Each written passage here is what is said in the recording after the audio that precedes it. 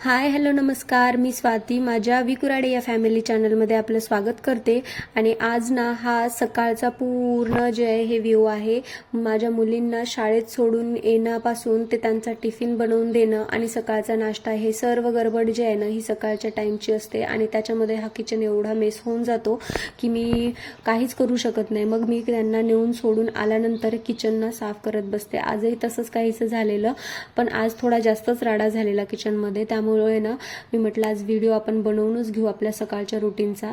So मी इथं ना पहिले किचन काउंटर जे आहे माझं रिकामं करते, कारण क्लीन करायला सुद्धा सोपं पडतं. म्हणून मी इथं पटापट ज्या वस्तू जिथल्या तिथं जे आहेत ना ते ठेवून घेते आणि मग पुढच्या गोष्टी आहेत ना त्या करायला घेते. आता इथं ना भरपूरसे भांडे पडलेले होते वॉश करण्यासाठी, कारण हे भांडे जे आहे हे फक्त सकाळचे होते. रात्रीचे भांडे तर मी सर्व वॉश करूनच झोपते, आणि कारण मला सकाळी ना गडबड नको होती म्हणून मी सर्व रात्रीच करून बसते. आता हे सर्व भांडे वगैरे झाल्यानंतर ना मी थोडासा किचन ओटा 2-3 दिवसांपासून थोडासा घासला नव्हता, म्हणून मी ते सुद्धा घासायला घेतला. आणि त्यासोबतच आज मिक्सरचा सुद्धा नंबर लागला. का तर आपण सर्व वस्तू क्लीन करायला घेतो, पण मिक्सर आहे ना ते कधीही आपलं राहून जातं. म्हणून मी म्हटलं आज नाही, आज या मिक्सरला काढायचंच आहे आपल्याला, स्वच्छ करायला. म्हणून मी आज याला मस्त असं स्वच्छ करून घेतलं, स्वच्छ पुसून वगैरे घेतलं. आणि हे पहा आता किचन माझं किती नीट अँड क्लीन झालेलं आहे ना. आता ते झाल्यानंतर मी सर्वात माझं सुखद काम म्हणतो ना आपण, तर ते आहे वॉश बेस क्लीन करणं.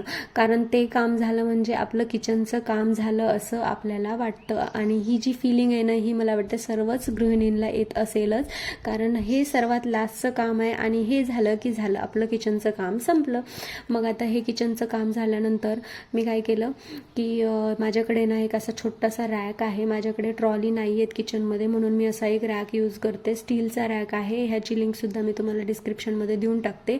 पण हा रॅक आहे ना मिनी रॅक आहे, पण हा इतका युजेबल आहे ना, तुम्हाला खरंच सांगते की ह्याच्यामध्ये आहे ना तुम्ही हा दिसायला खूप छोटा दिसतो, पण ह्याच्यामध्ये तुम्ही इतक्या वस्तू बसवू शकता बस. आणि मी हे बहुतेक 3 वर्षापासून यूज करते.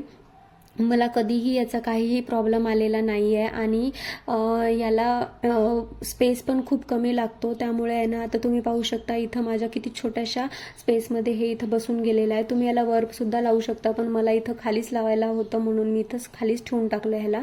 आता याला छान मी स्वच्छ वगैरे करून घेतलं. आता तुम्ही पहा एवढूशा रॅकमध्ये माझे किती सारे भांडे होते. तर हे सर्व भांडे जे आहेत ना, मला याच्यातले काही भांडे काढायचे सुद्धा होते, म्हणजे मला जे नाही वापरायचे आहेत ना ते भांडे सुद्धा ठेवायचे नव्हते. म्हणून मी काय केले, जे वापरायचे नव्हते ते भांडे वेगळे केले आणि बाजूला डब्यामध्ये भरून ठेवून टाकले. आणि हे माझं काम कंप्लीट झालं. मग मी छान असं निवांत दिवस घालवला. आणि संध्याकाळी आज आमचा सोमवारचा उपवास होता. मग मी म्हटलं आज आमचा प्रोटीन इंटेक जे आहे कंप्लीट झालेला नव्हता, म्हणून मी आज पनीरची भाजी बनवायला घेतली. आता पनीरची भाजी खूप जण वेगवेगळ्या पद्धतीनं बनवतो. प्रत्येकाची जी आहे ती वेगळी पद्धत असते पनीरची भाजी बनवण्याची. तशीच मी पण आहे ना खूप अगदी सोप्या पद्धतीने एक पनीरची भाजी बनवते.